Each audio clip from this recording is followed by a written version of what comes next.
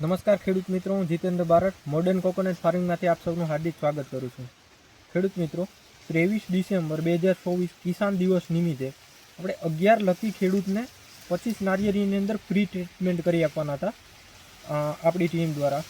તો મિત્રો, આજે આપણે એક ખેડૂતને ફાર્મે વિઝિટ કરી છે અને ટ્રીટમેન્ટની શરૂઆત કરી છે. તો આપણે એ ખેડૂતને જ પૂછશું. શું નામ તમારું? મારું નામ જગદીશભાઈ મલદેભાઈ રામ, ગામ બોસન, તાલુકો સુત્રાપાડા, જિલ્લો ગીર સોમનાથ. જગદીશભાઈ, હવે તમે જે મતલબ આજે કિસાન દિવસ નિમિત્તે તમે જે કઈ રીતના તમે અમારો કોન્ટેક્ટ થયો હતો? આપણે વોટ્સએપ ગ્રુપના માધ્યમથી જાણવા મળ્યું કે આમાં લખાવીએ અને લકી ડ્રોમાં નામ આવે તો એને 25 નારિયેળીનું ટ્રીટમેન્ટ ફ્રી આપવામાં આવે. બરોબર છે. તો હવે જે અમે તમારા ફાર્મની આજે વિઝિટ કરી, તો તમને એ વિઝિટ અને જે માર્ગદર્શન આપ્યું એ કેવું લાગ્યું? ના, યોગ્ય માર્ગદર્શન પૂરતું મળી રહ્યું છે અને અમુક લોકોને આ માર્ગદર્શનની હજી ખબર ન હોય. બરોબર. એટલે તમારા જેવા સાહેબો દ્વારા અને અનુભવ દ્વારા તમે જે ખેડૂતને નારિયેળી પકાવતા જે ખેડૂત છે એને આવું યોગ્ય માર્ગદર્શન આપો તો થોડુંક વધારે એને પણ મજા આવે પાકમાં. બરોબર છે. ને તમારો મતલબ એવા કોઈ પ્રશ્ન ખરા કે જે બીજા ખેડૂતને મતલબ એની જાણ હોવી જોઈએ, એવા કોઈ પ્રશ્ન ખરા? હા, અત્યારે જનરલી છે ને નારિયેળીના પાકમાં ખરણનું પ્રમાણ વધારે બહુ છે. બરોબર છે. એના માટે શું ટ્રીટમેન્ટ કરવી, પછી બીજા નંબરમાં શિયાળામાં અને ઉનાળામાં પાણી ક્યારે આપવું ને નારિયેળીના પાકને, એ એક. અને ત્રીજું કે જે ખાતર વ્યવસ્થા. બરોબર છે. ખાતરમાં કયું ખાતર આપવું જોઈએ. ઓકે. હવે જગદીશભાઈના 3 પ્રશ્નો છે કે જે બીજા ખેડૂતને મતલબ એની જાણકારી હોવી જોઈએ તો એના મત મુજબ એને ફાયદો થઈ શકે. જેમ કે વાત કરી એક છે ફાલ ખરવાની. તો ખેડૂત મિત્રો, ફાલ ખરવાનું કોઈ એક રીઝન હોતું નથી. જેમ કે જનરલી આપણે કહેતા હોય કે ભાઈ આમના લીધે ફાલ કર્યો, આમના લીધે નહીં. ફાલ ખરવાના ઘણા બધા કારણ છે. જેમ કે કોઈ પણ ફ્લાવરિંગ હોય, ફ્લાવરિંગ સમયે જો વરસાદ એમની અંદર વધારે પડે અને એમના લીધે પણ ફાલ ખરતો હોય છે. પાણી ભરાઈ રહેતું હોય જમીનની અંદર તો પણ એમના લીધે પણ ફાલ ખરે. પાણીને જો ઓછું પિયત આપવામાં આવે નારિયેળીની અંદર તો એના લીધે પણ ફાલ ખરે. ને જો પિયત વધારે આપવામાં આવે તો પણ ફાલ ખરે. પ્લસ આપણે જે કોઈ દવાનો છંટકાવ કરતા હોય એનો જો ખુલતા પોટાની અંદર ડાયરેક્ટલી આપણે સ્પ્રે કરતા હોય જે ટ્રેક્ટરના પંપથી, તો એના લીધે પણ ફાલ ખરતો હોય.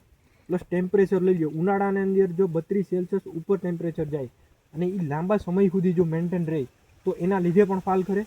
અને શિયાળાની અંદર જો 20 સેલ્સિયસ નીચે ટેમ્પરેચર જાય તો એ ટેમ્પરેચરને લીધે જે નારિયેળી હોય એની જે દેહ ધાર્મિક ક્રિયા હોય એ મંદ પડી જાય અને પરિણામે ફાલ કરવાનો પ્રશ્ન રહેતો હોય. અને શિયાળાની અંદર જે આપણે જે કોતરા કહીએ છીએ પોટા, તો એ પણ ઘણીવાર બંધ થવું હોય, એ મતલબ એવું બનતું હોય છે. પ્લસ જે આપણે વાત કરીએ કથીરીની, છે કથીરીના લીધે પણ ફાલ કરવાનો પ્રશ્ન બને.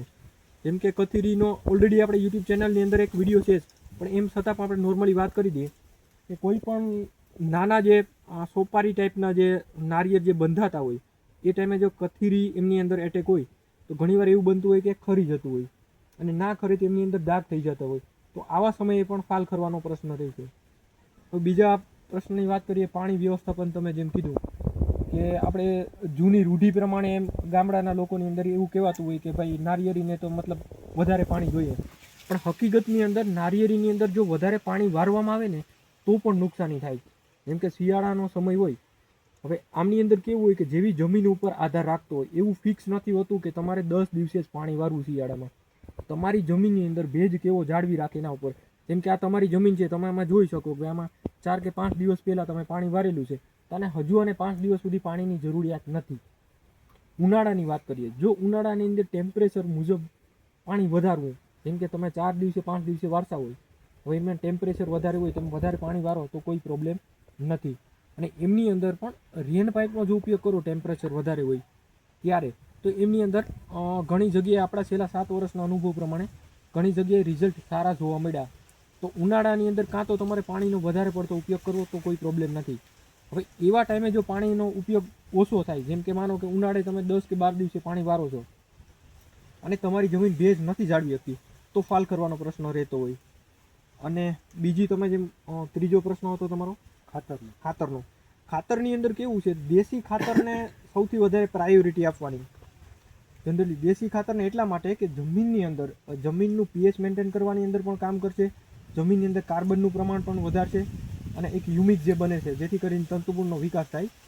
તો એટલા માટે દેશી ખાતરને પ્રાયોરિટી આપવાની. જો જરૂરિયાત કરતાં વધારે નાખો ખાતર દેશી તો એનો કોઈ પ્રોબ્લેમ નથી, પણ દેશી ખાતર આપ્યા પછી એક પાણી થોડું વધારે આપવું. જેમ કે માનો કે આપણે ટ્રેક્ટરથી વધારે પાણી ખાતર અપાઈ ગયું હોય અને પછી આપણે પાણી ઓછું પાઈએ છીએ તો એમની અંદર નીચેના જે પાન હોય એ પીળા પડવાનો પ્રશ્ન રહે.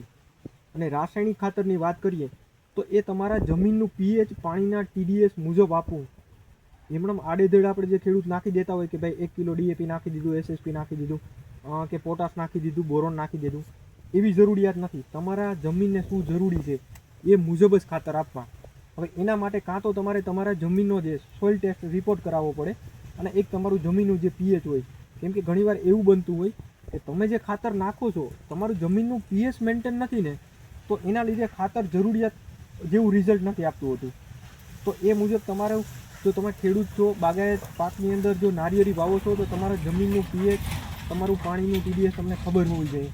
ઉનાળો આવે તો TDS ઊંચા જતા હોય તો એ મુજબ જો તમને ખબર હોય તો એ મુજબનું તમે ખાતર દવાનો ઉપયોગ કરી શકો. તો આ 2-3 વસ્તુ એવી હતી કે જે દરેક ખેડૂત સુધી માહિતી પૂગે. ભાઈ જગદીશભાઈએ કીધું હતું કે ભાઈ બધા ખેડૂત આગળ એટલી માહિતી નથી હોતી. તો આ બધું મતલબ જાણવા જેવું હતું કે એ બધા ખેડૂતને ખબર હોવી જોઈએ. ને જો આટલું પણ તમે થોડું ઘણું ધ્યાનમાં રાખો ને તો 10 થી 15% રિઝલ્ટ તમને મતલબ ઉત્પાદનની અંદર એનાથી મળી જવાનું છે. બાકીના મતલબ આપણે જે ટ્રીટમેન્ટ ચાલુ કરી છે તો આપણે એક આહારની અંદર 22 જેવી નારિયેળી છે એમની અંદર આ તમે એ નારિયેળીની અંદર આપણે ટ્રીટમેન્ટ ચાલુ કરી છે, બરાબર છે. અને આ આપણે છેલ્લા આપણે આવતા 3 મહિના સુધી આપણે ટ્રીટમેન્ટ ફ્રી ઓફની અંદર મોડર્ન કોકોનટ ફાર્મિંગ ટીમ દ્વારા આપણે કરી દઈશું, બરાબર છે. તો મતલબ એના વિશે તમે કંઈ 2 શબ્દ કહેવા માગશો? હા, આજરોજ તમે આવ્યા અને આ 22 નારેલીમાં રિંગ કરી અને ધરતી વિટા જે ખાતર આવે છે એની રિંગ કરીને એમાં નાખ્યું છે.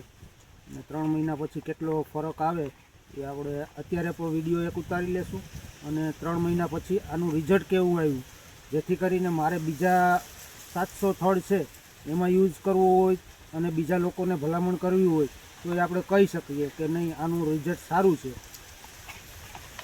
તો ખેડૂત મિત્રો, નારિયેળીને લગતી અવનવી માહિતી માટે અમારા YouTube ચેનલ મોડર્ન કોકોનટ ફાર્મિંગને લાઇક, શેર અને સબસ્ક્રાઈબ કરો.